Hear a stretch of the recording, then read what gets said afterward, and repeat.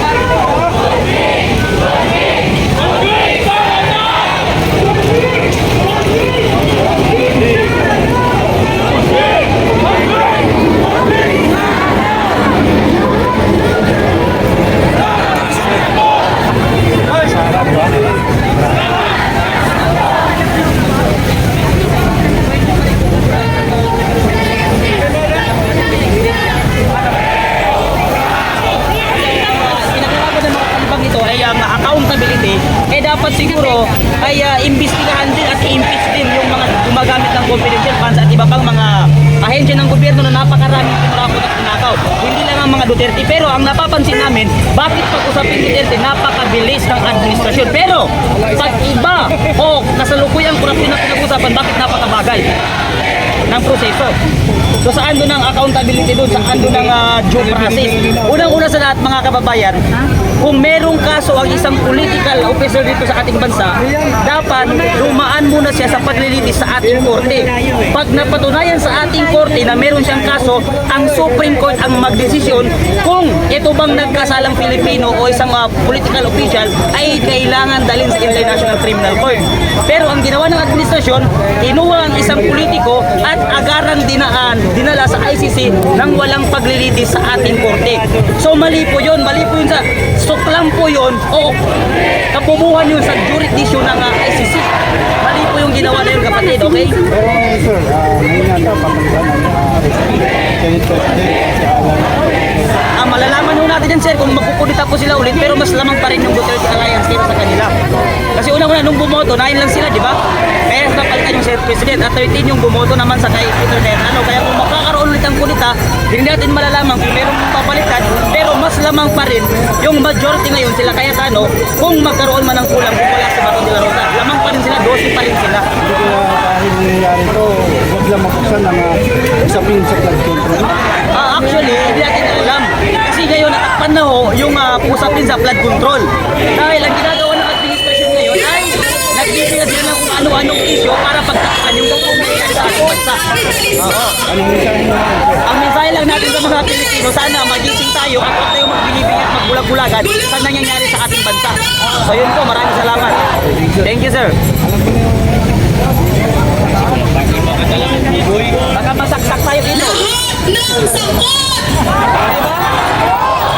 Dapat managot! Confirm! Kasama pala si Bongbong Marcos sa papanugutin nila. Approve yan, maganda yan. Confirm! Confirm! Confirm! Sorry now! Iwagi na yung amoy. No? Sara Panagutin!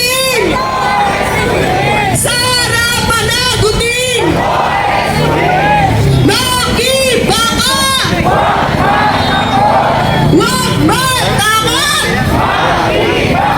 Ang tao, ang bayan! Diba? Kasi, Ngayon ay lumalaban! Sa panagutin! Sa panagutin! Convict! Convict! Convict! Sara now! Bondit, kabataan! Convict! Convict! Convict! Sara now! Oras ba nila yan? Lahat ng sapat! Lahat ng angkot! Dapat managot! Kasama si Renito! Marcos Duterte! Walang pinag-iba! Lima! Magnanakaw! Parehong kurakot! Mahirap sa baso! Lahat kayo bayaran! Puro tanga! Ang tao! Ang bayan! Ang tao, ang bayan! Ngayon ay lumalaban! Ngayon ay NPA! Convict! Convict! Convict! Sara now! Pwede, parang! Convict! Konti naman natin.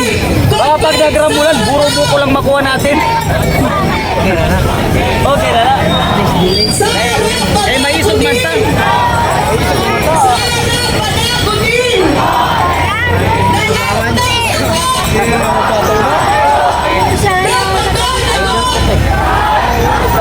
Dapat managot! Bakit? Mga!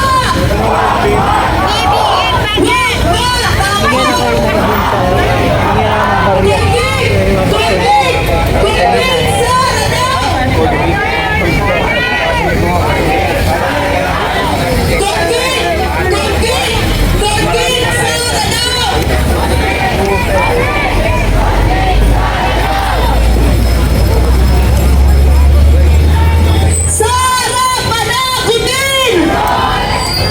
Sara panagutin! Convict! Convict! Convict! Sara now! Convict! Convict! Convict! Sara now! Lahat ng sakot! Dapat managot!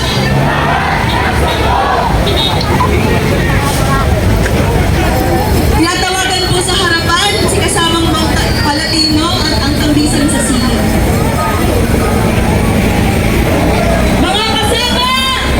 Isang mapula at mapandabang hapon sa lahat na nandito nasasaksiyan ang paglalagablak na galit ng mamamayang Pilipino mula pa sa iba't ibang sektor dito mismo sa tarakpahan ng Senado. Mga kasama, mga kababayan, ngayong araw sa pangalawang pagkakataon ay magko-convene ang Senado bilang Buhay lang kayo sa sa scholarship. si Sara Duterte sa mga krimen nito sa mga bayan. Pagtandaan po natin noong nakaraang linggo lamang ano sa liberality show ng Senado mula sa pagpunta ng Senate President position na kung saan naupo si Cayetano, isang alipores ng kampo ng mga Duterte. At kung saan inugkop ng Senado dito. Ano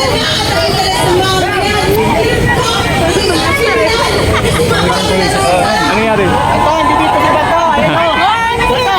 Ito. Hinahanap ka. Mamaya na ako. Pahinga muna ako rito. Ulihin daw si Bato. Treliano sa gusto ko sa Kalimatibag. Saka si Crispin. Ayan si Bato. oh. Crispin Remulla. Hanap kayo ng hanap kay Bato. Hindi dito si Bato sa gilid. Papahinga muna ako. Mamaya na ako